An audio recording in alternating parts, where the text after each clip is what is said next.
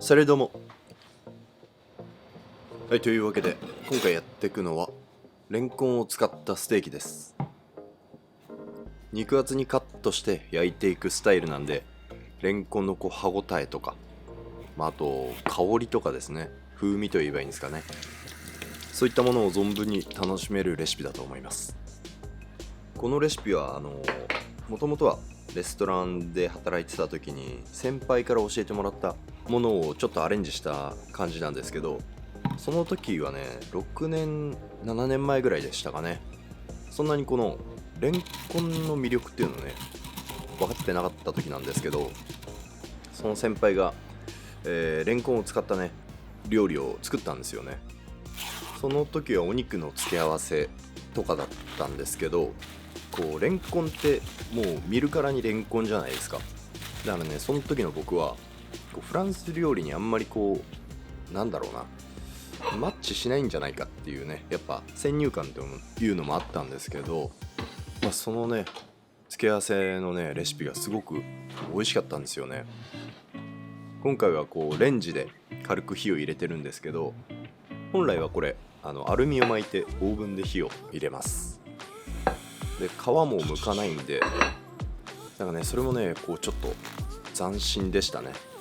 当時は。やっぱ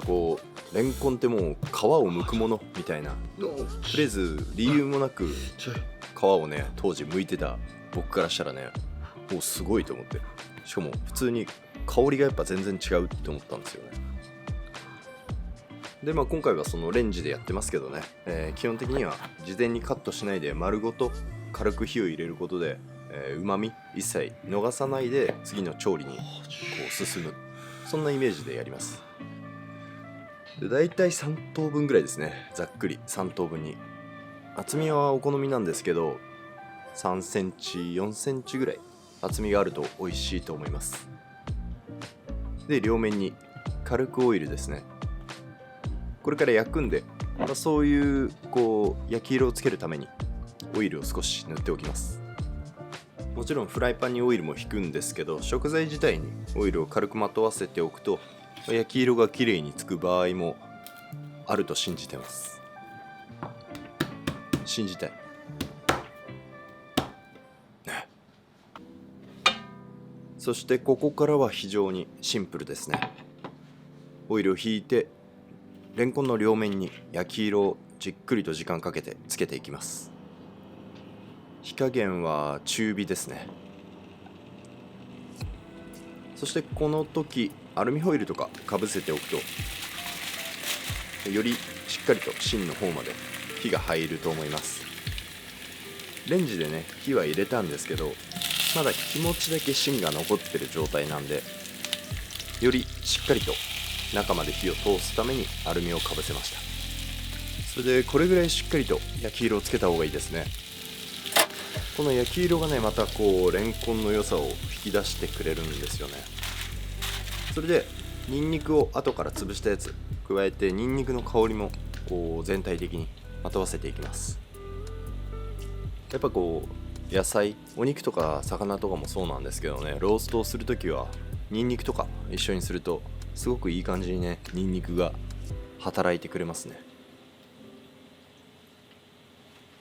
はい、というわけでこんな感じでね両面じっくりと焼いて、このニンニクもねいい感じにレンコンに香りが移った頃合いですね。このままね食べてもめちゃめちゃうまいと思います。ただねよりなんだろうな、食べ応えっていうのをプラスするためにちょっとねソースというかタレのようなものを絡めていきます。醤油と蜂蜜で、あとこのニンニク、これでねすごく美味しくなります。結構濃いめではあるんですけど、なんだろうな、レンコン自体が分厚いからそんなにね中までこれ染み込むような、タレではないんで、表面にまとわりつかせるような感じでいいアクセントになるんですよね。これがもしね薄いレンコンとかだとこのねソースの味にだいぶ支配されちゃうと思うんですけどね。なんで肉厚にカットしたものにはめちゃめちゃいいです。なんでローストしたお肉とかまとわせることもねたまにあります。すごく使い勝手がいいです、これは。というわけで盛り付けドレッセに行きます。もうこれね、シンプルにこのレンコンの存在感がバッチリ出るような感じで1個ドカッと持っちゃいましょうか。オリーブオイルもね、後からちょっと垂らすといい感じになりますね。このオリーブオイルもね、美味しいですからね。で、あとは仕上げに追い黒胡椒で、これで完成です。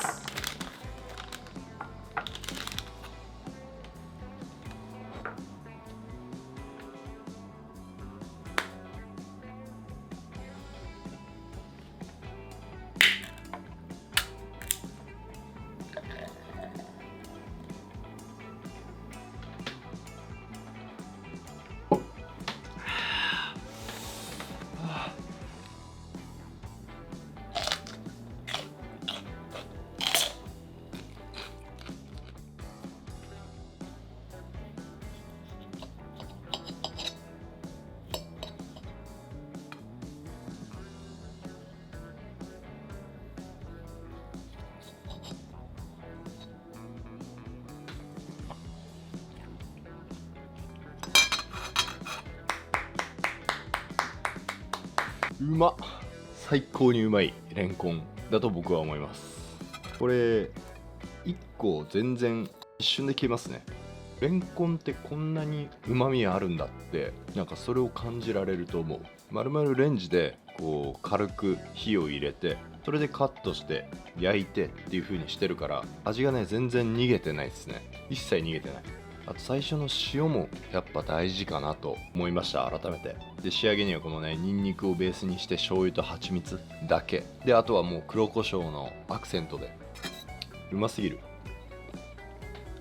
なんかこの食感もね、ホクッとした感じで、なんだろう、じゃがいものような、さつまいものようなほのかな甘みもあるし、その中にね少しシャキッとしたアクセントもあって、噛んでて飽きないですね。噛んでて飽きない。噛んじゃった。というわけでレンコンのステーキでした。ぜひ参考にしてみてください。それじゃまた次回の動画でお会いしましょう。アビアント。